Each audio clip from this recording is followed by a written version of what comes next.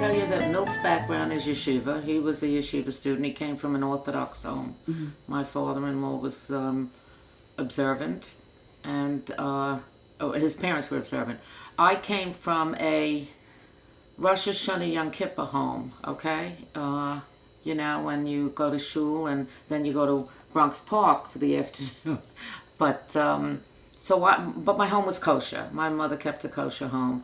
But my background was very limited. My parents are immigrants from emigrated from Poland in the early 30s. My father was always a staunch Zionist, and he was not very religious, but he had a religious upbringing. He did send me to yeshiva, and my Jewish upbringing was such that he was very intent on Jewish culture. I didn't speak English until I was 5 or 6 years old. I was born in Manhattan, and at Beth Israel Hospital. There's a sign that says Norton was here. Our backgrounds are varied. We did not come from, I don't like the word religious, particularly observant homes, although my father lived in shul, in an Orthodox shul, which was not what it is today. He was a passionate Zionist. I lived next door to my grandparents for years, who were not particularly observant in terms of Shabbos, but I was surrounded by being Jewish. My whole life was connected with being Jewish. Well, my parents came from Russia. My father escaped from the Polish army by hiding under a chair, under a table. Under the table. And he wasn't that sure if to go to the chair. I'll never understand how he ever got out of Poland, but apparently he hid under hay wagons, etc., etc. And he, to the very day of his death, he was horribly afraid of policemen. He was sure that anybody in a uniform, even a mailman. He was sure they were coming to get him. And however, he was really a self-made man. He first arrived in Canada and then came to the United States because his parents lived here. And when they came, he was teaching Hebrew. And he met a group of other chevra who were teaching Hebrew. And there were about five boys or whatever, grina as they called them. And they got together and decided what they could do to make a living, because you certainly didn't make a living too much as just a Hebrew teacher. We both came from immigrant families. We were first generation. And my in-laws were also not, I mean, they also had a kosher house, but weren't that observant. But Jewish, they sent their son to a yeshiva as a kid. And so he really was very knowledgeable and wanted to continue. I grew up also in a household. My mother had been a Hebrew teacher.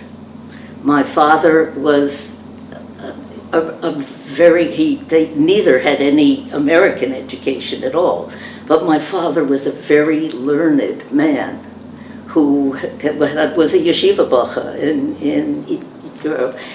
I had a background for that. I'm a survivor from the 1940 invasion of Belgium by the Germans. We spent some time getting here, like 18 months. And in Belgium, where I come from, my father was one of the founders of the Tachkemoni School, which was a day school for boys.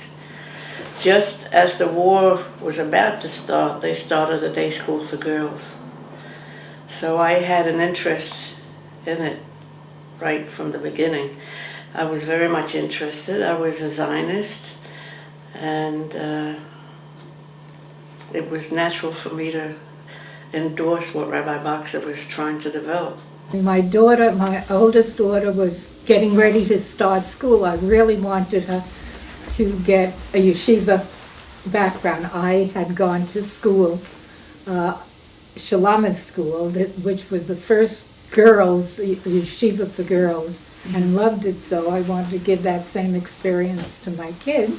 But we were conservative Jews, and I just wasn't feeling comfortable about sending them to, I forget the name of the local yeshiva. And at some point, my father-in-law, who was active in Jewish affairs, told us that he had gone to a federation meeting and they were talking about starting a yeshiva, you know, for the movement. And he got me information and I acted on it, and they were going to be starting a day school. We looked into that and it sounded appealing. It had they presented all the methodology that we were looking for, and we signed up. We took a chance. Our oldest daughter had begun Dov Revel Yeshiva. I think she was in first grade. Anyhow, Myron gets a call from... One of the people that I regarded very highly in Queens, who was my mentor, one of them, was Rabbi Ben Zion Boxer of the Forest Hill Jewish Center, which at that time was probably the largest synagogue on Long Island. And he said to me, Myron, I'd like you to come over and talk to me. I want to ask you to put your daughter into the Solomon Schechter School, which we're opening. And I said, but she's in the first grade already elsewhere. He said, yeah, I know, but it's absolutely crucial that she come into the Solomon Schechter School. Otherwise, we may not have a school. I said, oh, come. Doesn't depend on her. He said, well, in the second grade, we want to start 2 grades. The second grade, we have, I think, 6 youngsters.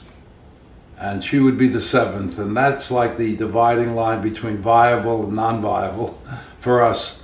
And so it's absolutely prerequisite. I said, Benson, you want to do me a favor? I want to put my wife on. You tell her that we got to pull the kid out of the school. Where she was very happy. Very good experience. It was a bit of a problem, but thankfully we did it and it worked.